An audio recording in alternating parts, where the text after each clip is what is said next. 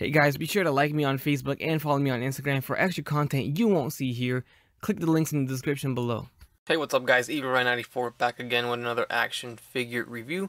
Today we're going to look at the Hasbro Marvel Legends 6-inch Spider-Man Into the Spider-Verse movie, Miles Morales, and Spider-Gwen 2-pack, Target exclusive. We got some pretty cool artwork on the side of the box coming from the movie itself, and on the back side we have a picture of both figures displayed. Real quick, I just want to give a shout out to Todd Ortiz, which is Rectangular on YouTube. Check out his channel.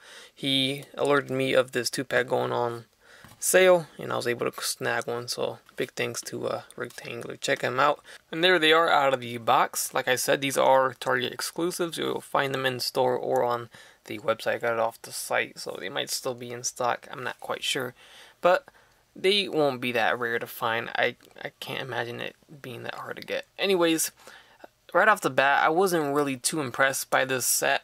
I wasn't excited. I pretty much got it to take a look at it in person, of course, and review it for you guys. And it's exactly what I thought it was gonna be. You know, I wasn't expecting much more. This is pretty much the original Miles Morales we got from the Space Venom wave of Legends, and then this is the Spider-Gwen from the Absorbing Man Build-A-Figure wave.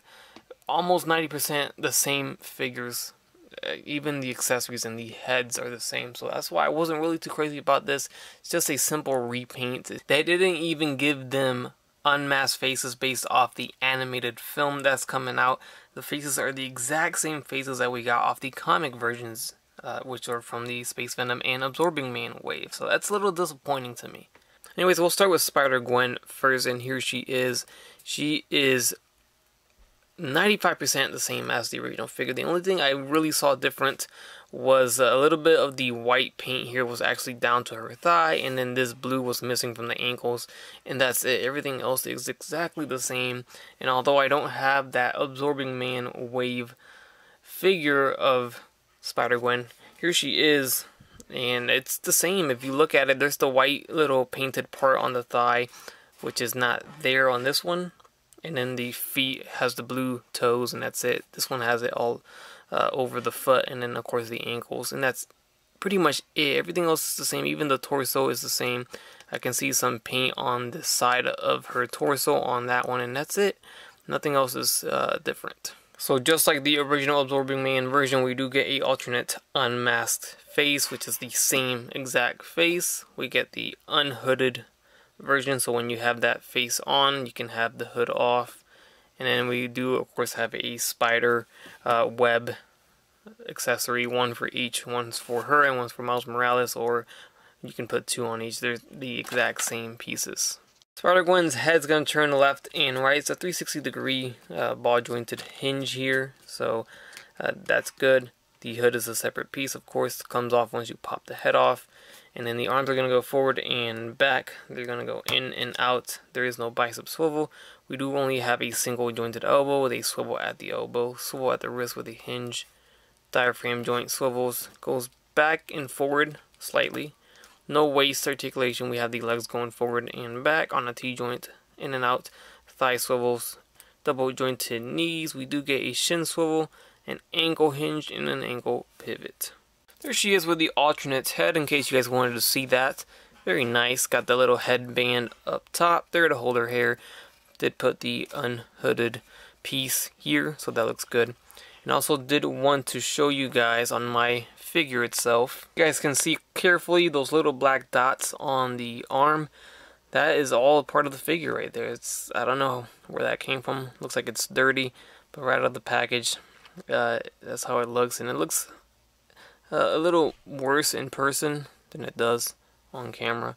So I just recently reviewed these, so I might as well just compare her next to these, since I got these lying around next to me. And here is the Vintage Wave 2 Ant-Man. I'll get her next to a female, put the blue Wasp here. And she just is very small, which is cool, because she's a child or a young adult, and she's not that big yet, so good height there.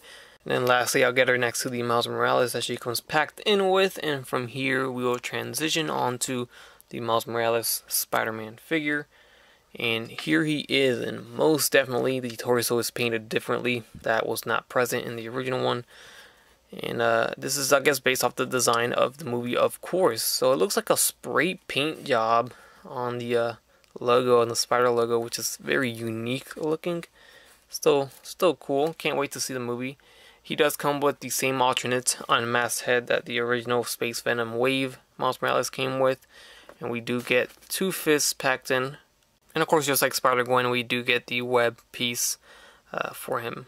So Miles' head is on a bar jointed hinge here, so 360-degree turn, looks up quite a lot, looks down.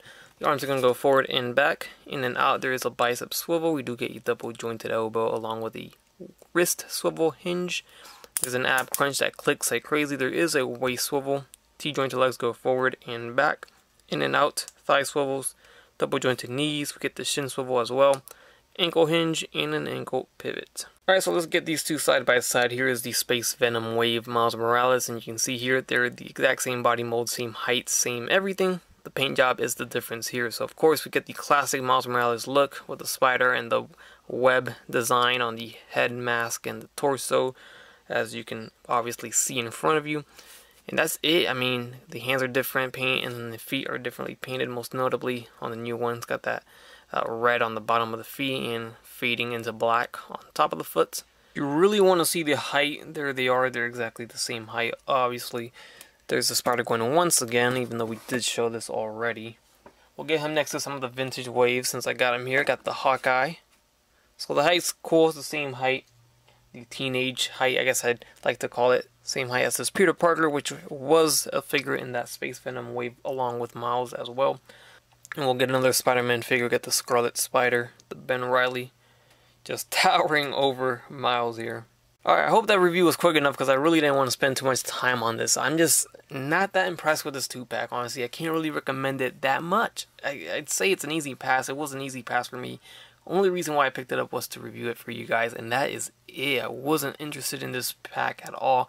I think if they would have gone and took the extra step and took the extra or spent the extra money to give us a more accurate looking pair of figures for the movie, it would have been well worth it. Just not give us a repaint of 2 figures that we got before with the same, you know, face sculpts from the normal release that had nothing to do with the movie. These figures were released years, I don't know how long, maybe 1 or 2 years ago, well before the movie was even announced or shown. So the fact that they just slapped on some new paint on these 2 figures and just called it the Into the Spider-Verse movie figures was very lazy in my opinion. That's it. I just wish they went ahead at least had given us a unmasked face based off the actual movie and not just the same ones that we got in the comic release of the figures. And it would have been a little bit better. So with that said, I can't recommend it too much. If you do like the movie that much and really want the costume designs, then go ahead and pick it up for that. But other than that, I'd say pass on this. Thanks for watching, guys. Hope you guys enjoyed this review. Leave a like if you did. Leave a comment. Subscribe if you have not done so already. Check out my other content and videos. And as always, have a great day. Bye.